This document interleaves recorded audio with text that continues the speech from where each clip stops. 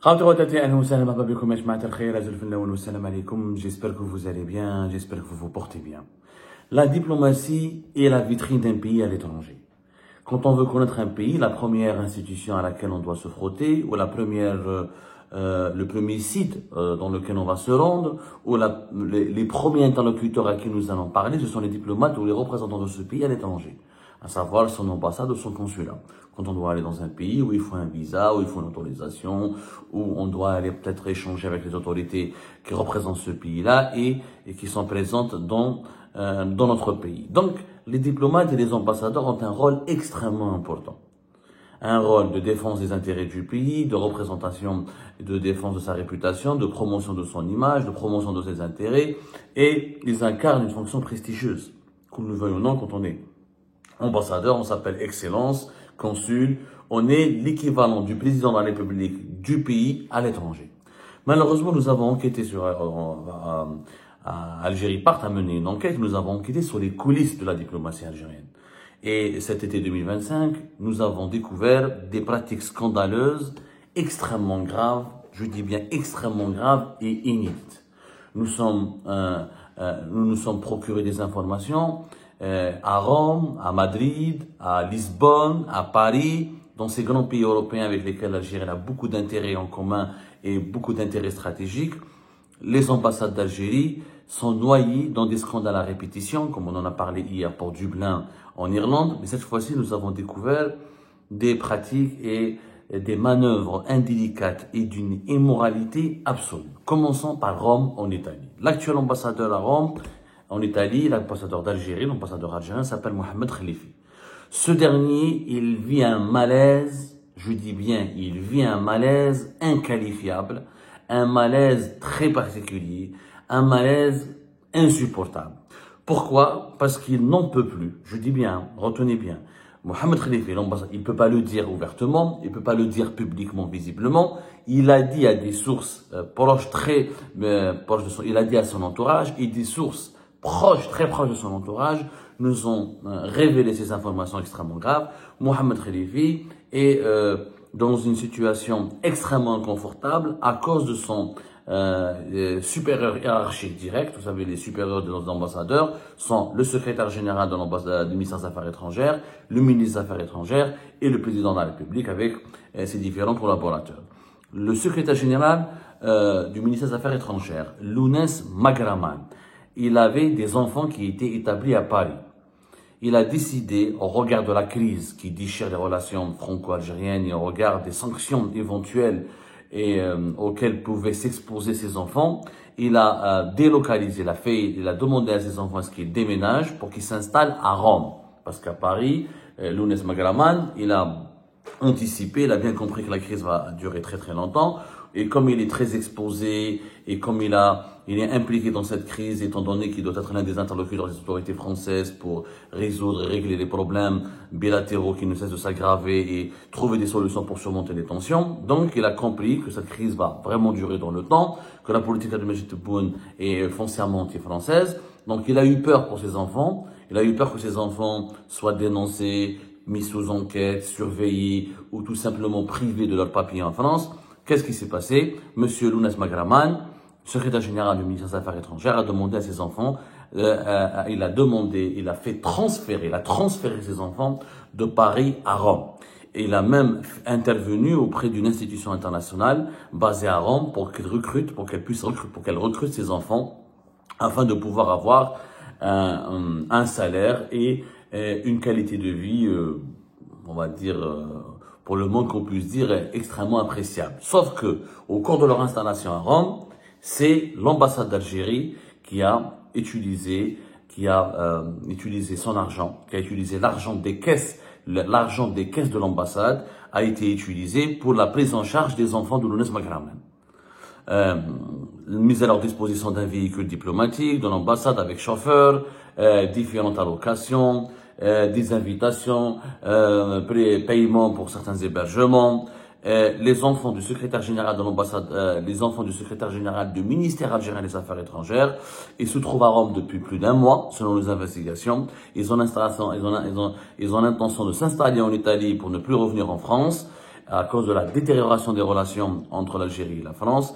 Et leur transfert de Paris à Rome a été financé essentiellement avec l'argent des caisses de l'ambassade d'Algérie en Italie. Ce qui est naturellement interdit. D'abord, il n'est pas normal que leur père soit secrétaire général du ministère des Affaires étrangères et qu'il fasse des interventions et qu'il sollicite des interventions pour les recruter dans un organisme international basé à Rome. Et nous aurons des révélations beaucoup plus croustillantes et très précises et factuelles à vous faire parvenir dans nos prochaines émissions. Là, on vous donne le tableau général de nos principales révélations que nous avons pu obtenir au cours de notre enquête sur les milliers de scandales secrets ou les coulisses scandaleux de la diplomatie algérienne. Quand même, les enfants du secrétaire général du ministère des Affaires étrangères qui vivent au détriment de l'ambassade d'Algérie à Rome et que l'ambassadeur n'en peut plus, mais qu'il ne peut plus contester, il en a marre parce qu'il a peur des sanctions, il a peur d'avoir sur son dos ou de provoquer l'hostilité de son secrétaire général,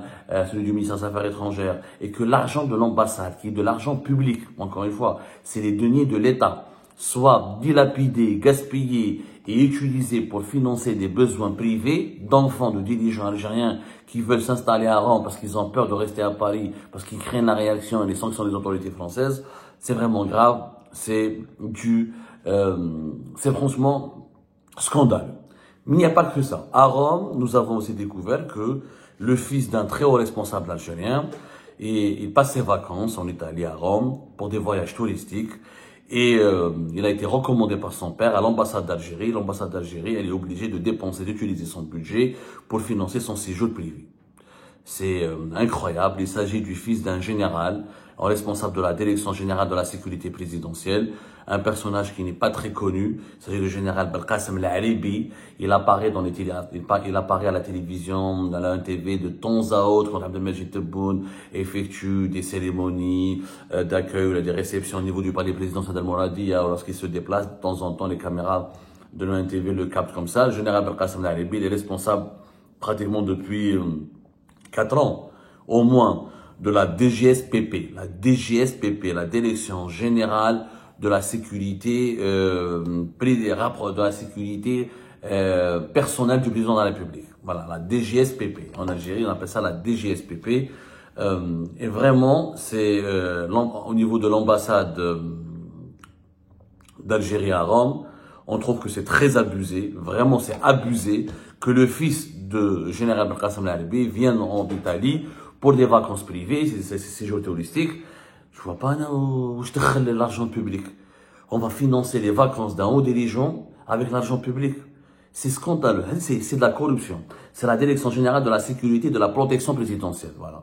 La DGSPP, la Direction Générale de la Protection Présidentielle, de la Sécurité et de la Protection Présidentielle qui est normalement rattachée à la garde républicaine. Donc, général Belkacem El-Aribi, on aimerait bien que ton fils arrête de déconner un peu. C'est vraiment grave. Les enfants des dirigeants. Par exemple, les membres de l'ambassade les aident à les accueillir, les emmènent de l'aéroport à leur hôtel, les conseillent, les assistent, leur donnent un dîner, les invitent à dîner ou à déjeuner. Et même ça, c'est grave. C'est un voyage privé. Il vient pour ses vacances. L'État algérien, l'ambassade d'Algérie en Italie à Rome, n'a pas à prendre en charge, à financer les vacances privées, totalement privées, du fils d'un haut dignitaire. C'est pas parce que son père est le responsable de la sécurité rapproché au privé d'Abdelmajid Tebboune qu'il doit se permettre de s'offrir des vacances au détriment des deniers de l'État ou sur le dos du trésor public. Ça, c'est extrêmement grave. D'autres pratiques, nous avons découvert aussi des choses assez graves, mais vraiment assez graves. Il y a un couple, toujours à Rome, un couple qui s'appelle Ayadet, Madame et Monsieur Ayadet. L'homme est un diplomate normal, qui a fait toute sa carrière au sein de la diplomatie algérienne. L'épouse, elle était l'ancienne assistante du secrétaire général du ministère des Affaires étrangères. Et il se trouve que ce couple a été pratiquement détaché à Rome, en Italie, il y a de cela 6 mois. Le diplomate, l'époux, monsieur Ayadet, souffre donc d'une maladie chronique. Ils ont été mutés à Rome, en Italie, imaginez-vous bien, dans quel but? Uniquement dans le but de leur permettre d'aller se soigner en France. Rome, c'est pas loin de Paris, donc ils pourraient prendre un vol, il y a des vols pas chers en Europe, Ryanair, etc. Des fois, il y a des trains, des fois. Donc, ils vont régulièrement, ils font des allées et venues, des allers-retours réguliers entre Paris et Rome pour pouvoir se soigner. Tout en profitant d'un emploi, d'un salaire et de privilèges au niveau de l'ambassade d'Algérie en Italie. Il se trouve qu'ils ont demandé de changer. Ils ont demandé une autre mutation pour aller à Paris. Comme ils sont âgés, malades, ils n'en peuvent plus de faire des allers-retours. Ils ont demandé la faveur. Déjà, ils bénéficient d'une grande faveur. C'est qu'ils ont été recrutés uniquement pour leur permettre de se soigner le plus agréablement possible à Paris. Mais cette fois-ci, ils ont demandé une énième faveur, à savoir être recrutés directement au niveau de l'ambassade d'Algérie à Paris. Sauf que, grande surprise, écoutez bien, grande surprise, les autorités françaises, les ministères, parce que pour être recruté à Paris, au niveau de l'ambassade d'Algérie à Paris, il faut que le ministère algérien des Affaires étrangères communique leur nom et demande leur accréditation auprès des autorités françaises. Les autorités françaises, ayant pris connaissance de leur dossier, de ce couple Madame et Monsieur Ayadet, mènent leur enquête. Vous savez, un pays, avant d'accréditer un diplomate étranger, il procède à des vérifications, à des mesures de contrôle. Est-ce que c'est des espions? Est-ce que c'est pas des espions? Est-ce que c'est des gens dangereux? Pas dangereux? Le pays à qui on demande d'accréditer un diplomate étranger, il a le droit de refuser ou d'accepter, en tout cas, après avoir entamé quelques vérifications. Et ça s'avère que les autorités françaises, le Quai d'Orsay, il a refusé leur accréditation. Pourquoi? Parce que Monsieur Ayadet, pas Madame Ayadet, Monsieur Ayadet, a été signalé comme détenteur d'un permis de séjour et d'une résidence en France. Il est résident en France. Il a une résidence en France. Il a une résidence en France, il est résident en France, mais il travaille pour l'Algérie. Il travaille pour l'ambassade d'Algérie à Rome. C'est un cas inédit. Il est résident en France. Pourquoi tu travailles pour l'ambassade d'Algérie? D'abord, c'est pas normal. Tu peux pas être représentant accrédité en Italie, en tant que représentant de l'État algérien, en tant que diplomate, mais tu as une carte de résidence en France.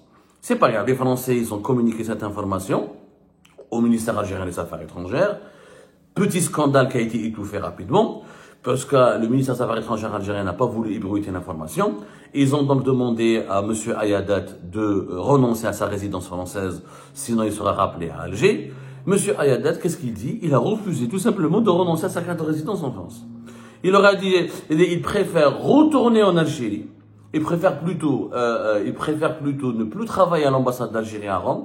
Il préfère être privé d'un emploi et de son salaire à l'ambassade d'Algérie en Italie à Rome que de renoncer à sa carte de résidence. Et même son épouse, elle était d'accord avec son mari, visiblement, selon nos investigations, refus total et catégorique de revenir en Algérie, de renoncer à une résidence française qui leur permet d'aller, de venir et de se soigner, notamment pour l'époux qui est malade et à qui nous souhaitons un prompt rétablissement. Ceci dit, c'est des pratiques immorales et bouhar, tu es diplomate algérien, tu travailles pour l'État algérien, tu es payé par l'État algérien, tu es censé représenter l'État algérien, tu es censé être résident en Italie ou là en Algérie, et tu as secrètement une carte de résidence en France. C'est vraiment anormal, c'est même douteux, d'ailleurs tellement douteux qu'il se trouve que Madame et Monsieur Ayadet travaillent toujours au niveau du ministère algérien des Affaires étrangères. Ils ont été même promus à des fonctions importantes. L'épouse Madame Ayadet travaille directement avec le SG Lounès Makaraman et le ministre des Affaires étrangères Ahmed Attaf. Ils accompagnent Ahmed Attaf souvent dans ses déplacements à l'étranger.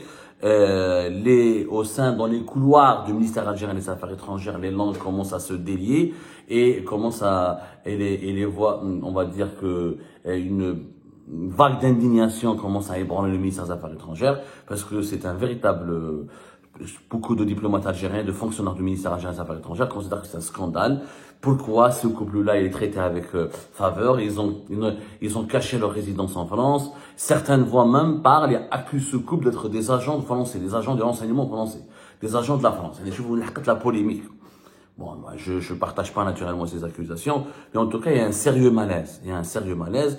Pour une raison simple, c'est que c'est des privilèges, la culture du privilège. Quand un certain nombre de personnes prennent des privilèges et accumulent des privilèges, ça suscite des doutes, des suspicions, ensuite des polémiques, il y a un malaise. Après le malaise et les polémiques, ça donne naissance à toutes les rumeurs et les spéculations.